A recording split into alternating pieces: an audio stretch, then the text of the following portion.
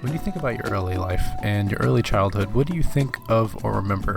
And I only ask because when I reflect on my life, even with my earliest memories, I think about music I was listening to or heard at the time, and I have a few distinct memories of musicians that I really loved as a kid, but my absolute favorite was a guy named Jack Johnson. Who's to say what's impossible they forgot? His mellow rock and acoustic guitar really appealed to me as a kid, but how the hell did I stumble across such a small talent when I was like 3 years old? And the answer is kind of embarrassing, but he wrote and performed the soundtrack for the 2006 classic Curious George the movie, which in my opinion is the greatest kids movie ever made, if not one of the greatest movies ever made, and you should definitely revisit it.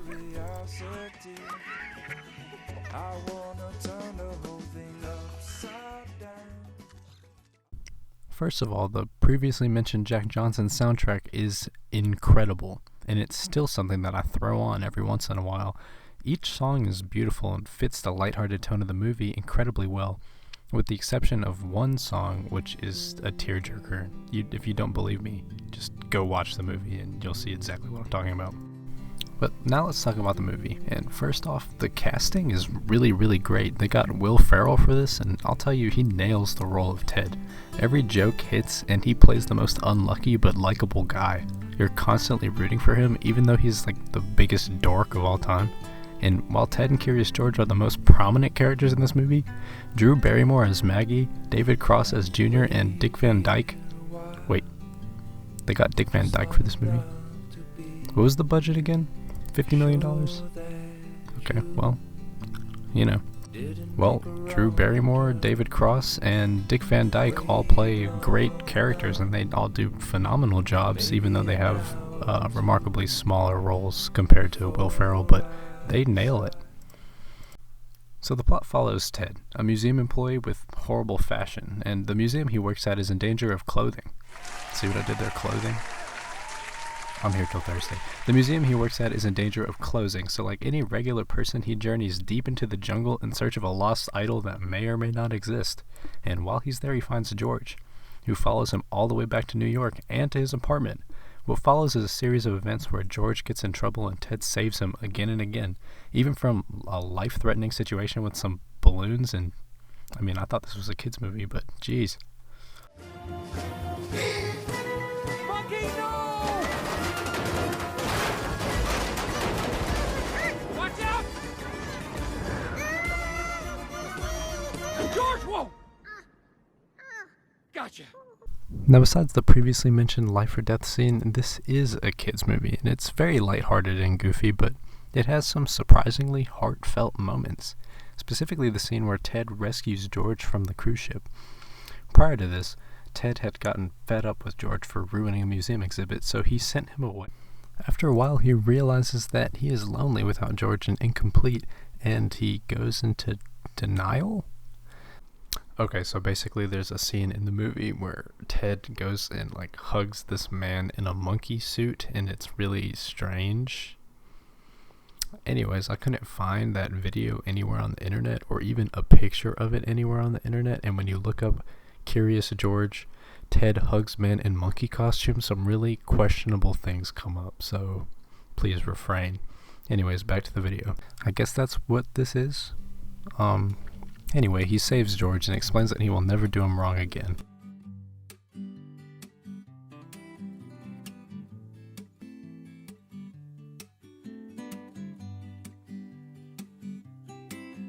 So why exactly is this movie so great? And besides the plot being pretty gripping and the soundtrack being almost flawless, there are some great lessons that can be learned from this movie. Don't believe me? Watch the movie. First off, the importance of being curious, and I know it sounds cheesy, but bear with me. By being inquisitive and eccentric, George finds enjoyment in his life that spreads to those around him. By the end of the movie, when everyone finally understands and accepts George, his happiness spreads to them. The overall positivity from this movie is also something you can take away from. This movie is so charming, and for a kids movie, the jokes kinda hit. Ted, I am so proud of you. You're like the son I never had. Father, I'm your son, remember? Yes, but I had you. I would say that above all else, the most important thing about this movie, though, is the theme of friendship and its importance. Ted is passionate about his work, but it isn't until he finds help from George that his passions can be realized. Because of his friendship with George, he saves the museum and makes it more interesting for kids, and the community finally supports the museum again. Now, the biggest problem with this movie is that everyone seemed to forget about it. Not even really forget about it, but just not remember how great it actually was. And one of the reasons is it didn't really do that great at the box office upon release. It didn't do poorly, but it didn't make that much money. And the bigger reason is around 2006, CGI was becoming more and more mainstream. 2D movies like Curious George instantly seemed dated compared to other kids' movies that came out the same year, like Flushed Away, Cars, and Over the Hedge. And even Barnyard, if you remember that movie. I can understand why at the time people might have seen it as outdated or inferior to the brand new CGI animation of the time, but looking back, this animation looks pretty good. It isn't anything groundbreaking, but it's very colorful, it's exciting, and the only thing about the animation is the little amount of 3D animation that creeps into the movie looks kinda bad. Like these cars, for example. They do a good job of hiding it for the most part, but it's still pretty noticeable sometimes. Overall, not a huge flaw, but definitely there. Now, you might be wondering, why is this dude making such a big deal out of Curious George the movie? The main character can't even talk, and it's goofy, it's for kids, it doesn't matter. And at the end of the day, this movie isn't deep. I could tell you all about the themes of friendship, and while I do stand by that to some degree, this movie is goofy, made for kids, it's exciting, but it is really well made. You can tell there was a lot of care and thought put into this movie. It's just an inherently happy movie, which is underappreciated in film. A lot of times movies will get criticized for not having enough mixed emotion, like Ponyo, for example, which is just a relatively happy film. And while I understand where these people are coming from, sometimes you just want to sit back and enjoy yourself. And in my opinion, this movie is great for that. This movie and soundtrack is the type of movie to fly under the radar for most, but really stick with those who saw it, and I know it has for me. Thanks for watching.